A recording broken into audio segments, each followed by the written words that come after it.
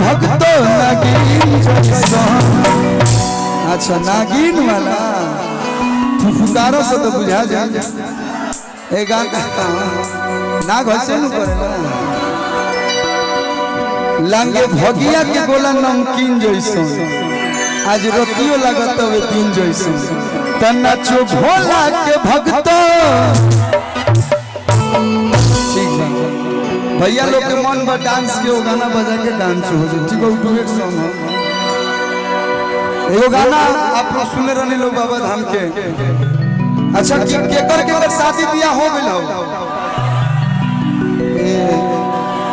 नहीं के भाई कोनो जना के नहीं के एने से भैया वाह हम दूसरा जिला के का कहीं हमारे जिला बंडा बा अभी तक नहीं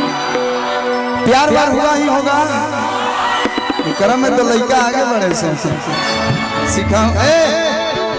तनी पीछे में रह लो भैया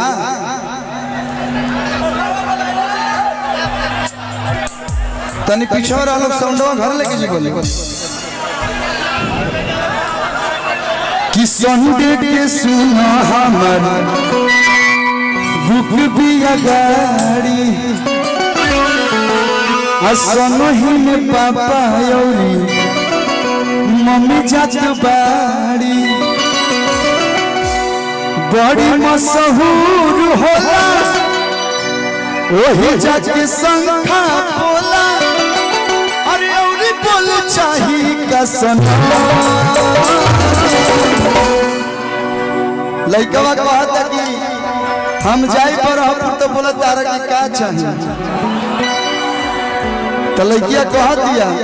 कि चूड़ी हरियारा का अरे ले आई है सवारा का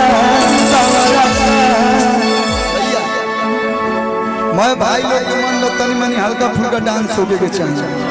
हमरा ज्यादा ना आवे खुश रहो एक बार इस बाबू के लिए जोरदार ताली बजा दीजिए आप लोग का क्षेत्र का आप लोग का घर का लड़का है ये गर्दन ना चल ही हो एक उम्र में तो हम इतना ना नचत रही लेकिन बहुत अच्छा सिंगर बहुत अच्छा एक्टर है ये नमस्ते नमस्ते ठीक है बैठो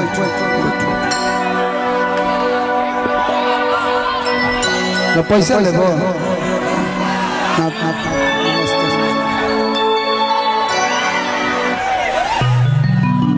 तब जी कि बड़ी मशहूर होला अरे वही चाचा संखा बोला अरे औरे बोल चाही कसना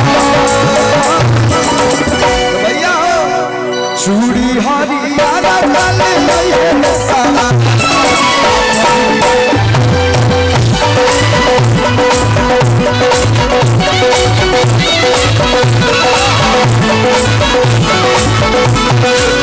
संडे के सुना बिया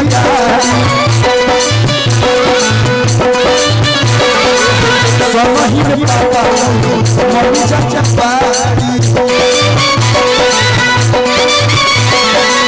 बड़ी मशहूर होला वही चाचा संग बोला और बोले चाहे चूड़ी हरियारा ताली बजा के हो भैया हेलो कौन जिला हई बघवा के बाघ जिला बक्सर हो बक्सर जिला मतलब लयदार जिला रंगदार जिला रंगबाज जिला बाघ जिला हई जिला में जब आपके भाई कमर हिलाई तो हाथ में कौन ताली बाजी हो तनी दोनों हाथ उठा के के बा चूड़ी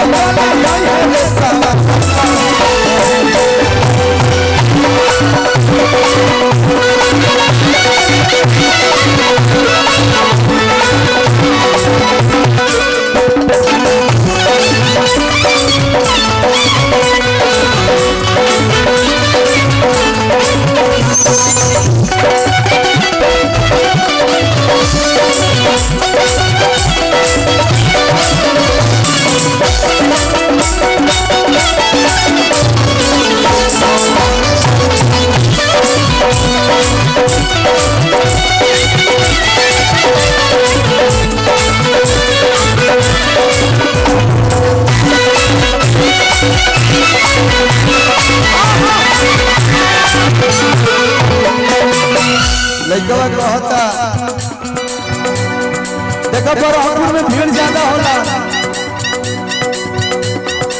जी धन्यवाद।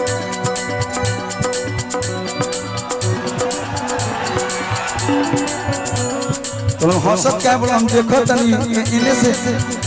ऐसे देखला में गांधी जी लोग तो बुझाला ओरिजिनल ले ले बहुत बहुत धन्यवाद भैया। लड़का कहता बरहपुर में भीड़ ज्यादा होला देखो हम भुला जाई तुम मिस कल मार मार के याद करावत रही हो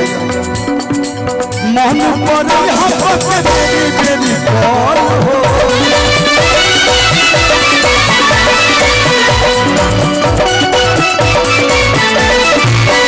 मन पर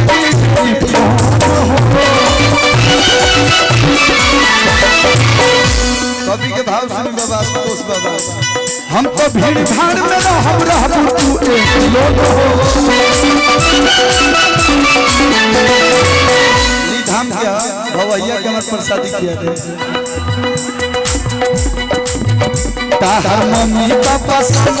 में रही हो कतनो जमाना फास्ट हो जा लेकिन केहू गर्लफ्रेंड के नाम से ना सेव करेला। माँ बाप का ये संस्कार है, माँ बाप से डर है। लड़किया कह दिया कि ताहर मम्मी पापा संग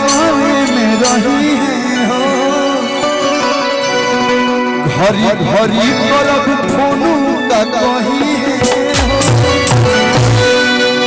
कि अरे अरे मोर सोना कितनी तुम अच्छी होना कि याद हर चूड़ी हरियारा चूड़ी हरियारा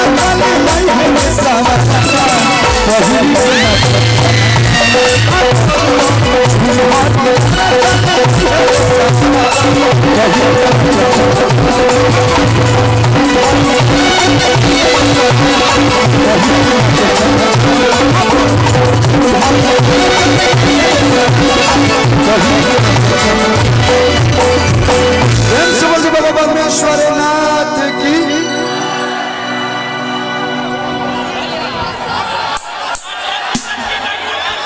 का चाचा